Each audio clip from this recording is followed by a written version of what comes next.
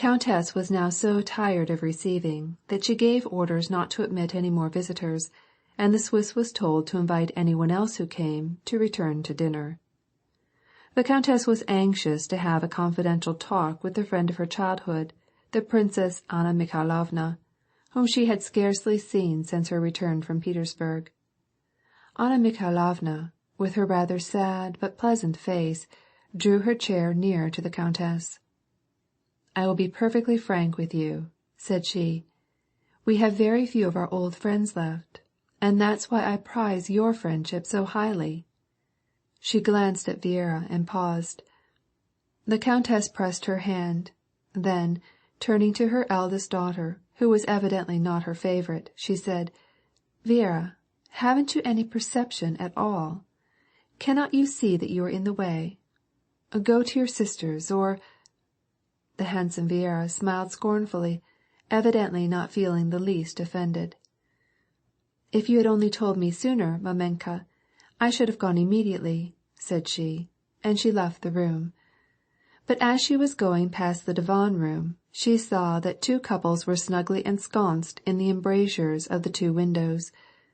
She paused and smiled satirically.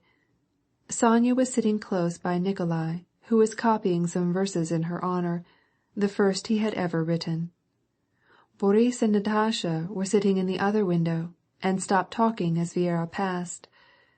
Both of the girls looked up at her with guilty, yet happy faces. It was both amusing and touching to see these two girls, so head over ears in love, but the sight of them evidently did not rouse pleasant thoughts in Vera's mind. "How many times have I asked you not to touch my things?" said she. "You have your own room." And she took the inkstand away from her brother. Wait a minute," said he, dipping his pen. "You always succeed in doing things at just the wrong time," exclaimed Vera. "There you come running into the drawing-room so that everyone was mortified on your account." In spite of the fact, or perhaps because what she said was perfectly true, no one made her any reply, and all four only exchanged glances among themselves. Vera lingered in the room holding the inkstand in her hand. "And how can such young things as Natasha and Boris, and you two, have secrets? It's all nonsense." "Well, what concern is it of yours, Vera?" asked Natasha, in a gentle voice, defending herself. She was evidently more than ordinarily sweet, and well disposed to everyone just at the time. "It's very stupid," said Vera. "I blush for you. What sort of secrets?" "Everyone has his own. We don't disturb you and Berg," said Natasha, hotly. "I suppose you don't disturb me," said Vera, "and because you can't find anything improper in my behavior. But I'm going to tell mamenka how you behave to Boris." "Natalia Ilyinishna behaves very well to me," said Boris. "I cannot complain of it." "Stop, Boris. You are such a diplomat." The word diplomat was in great vogue among the young people, with a special meaning which they gave to it. "It's very annoying," said Natasha, in an offended and trembling voice. "Why should she worry me so? You will never understand such things," she added, turning to Vera, "because you never were in love with anyone. You have no heart. You are only Madame de Genlis." This was a nickname considered very insulting, which had been first applied to Vera by Nikolai. "And your chief pleasure is to cause other people annoyance. You may flirt with Berg as much as you please," she said, spitefully. "Well, at all events, you don't find me running after a young man in the presence of visitors." "There, now, you have done what you wanted," interrupted Nikolai.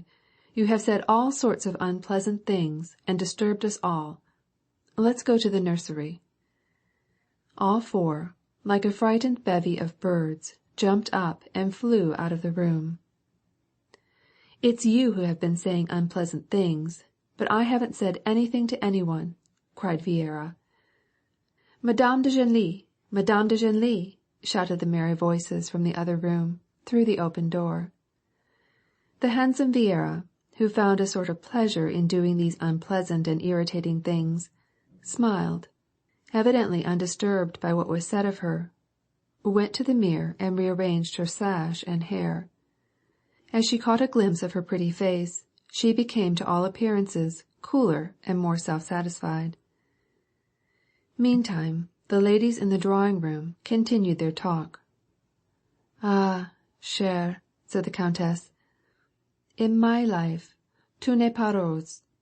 I cannot help seeing that at the rate we are going, our property will not hold out much longer. And then his club, and his easy ways. Even if we live in the country, how much rest do we get? Theatricals, hunting, and heaven knows what all. But what's the use of my talking? Now tell me how you manage to get along. I often marvel at you, Annette. How is it that you, at your time of life, fly about so in your carriage, alone, in Moscow, in Petersburg, to all the ministers, to all the notables, and succeed in getting around them all? I marvel at it. Now tell me, how do you do it? I cannot understand it at all." "Ah, my dear heart," replied the Princess Anna Mikhailovna, "may God forbid that you ever learn by experience what it is to be left a widow, and without any protector, with a son whom you adore. You get schooled to everything," she went on to say, with some pride. "My lawsuit has given me a great experience. If I need to see any bigwig, I write a note. Princesse une telle desires to see such and such a person, and I myself go in a hired carriage, twice, 3 times, 4 times, until I get what I need. It is a matter of indifference to me what they think of me." "Well, now, how was it? Whom did you apply to for Borenka?" asked the Countess. "There he is already an officer of the guard, and my Nikolushka is going merely as a yunker. There was no one to work for him. Whom did you ask?" "Prince Vasili. He was very kind. He immediately consented to do all in his power, and he laid the matter before the Emperor," said the Princess Anna Mikhailovna, entirely forgetting, in her enthusiasm, all the humiliation through which she had passed for the attainment of her ends. "Prince Vasili must have aged somewhat?" queried the Countess. "I have not seen him since our theatricals at the Rumyantsovs. I suppose he has entirely forgotten me. Il m'a fait la cour," she added with a smile. "He is just the same as ever," replied Anna Mikhailovna, "polite and full of compliments. His head hasn't been turned at all by his elevation. I am grieved that it is such a small thing to do for you, my dear princess," said he. "You have only to command me. No, he's a splendid man, and a lovely relative to have. But you know, Nathalie, my love for my boy, I don't know what I would not do for his happiness. But my means are so small for doing anything," continued the princess in a melancholy tone, lowering her voice. "They are so small that I am really in a most terrible position. My unlucky lawsuit eats up all that I have, and is no nearer to an end. I have nothing, you can imagine it, à la lettre. I haven't a kopeck, and I don't know how I shall get Boris his uniform." She drew out her handkerchief and began to weep. "I must have 500 rubles, and all I have is a 25-ruble bill. That's the position I am in. I have only one hope now, in Kirill Vladimirovitch Bezukhoi. If he will not help out his godson, for you see, he stood sponsor to Boris, and grant him something for his support, then all my pains will have been lost. I shall not have enough to pay for his uniform." The Countess shed some sympathetic tears, and sat silently pondering. "Maybe it's a sin," said the princess, "but I often think, there is Count Kirill Bezukhoi, living alone, that enormous fortune, and why does he live on? Life is a burden for him, while Boris is only beginning to live." "He will probably leave something to Boris," said the Countess. God only knows, chère amie. These rich men and grandees are so selfish.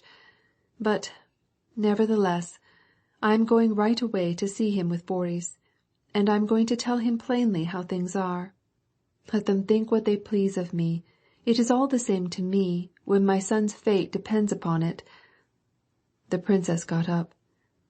"It is now 2 o'clock, and you dine at 4. I shall have plenty of time to go there." And with the decision of the true Petersburg lady of business, who knows how to make the best use of her time, she called her son and went with him to the entry. "Good-bye, dear heart," she said to the countess, who accompanied her to the door. "Wish me luck," she added in a whisper, so that her son might not hear. "So you are going to Count Kirill Vladimirovitch, ma chère," said the count, coming out from the dining room into the entry. "If he is better, ask Pierre to come and dine with me. You see, he used to be here a great deal, and danced with the children. Now we shall see how splendidly Taras will do by us today. He declares that Count Orloff never had such a dinner as we are going to have." End of chapter 12.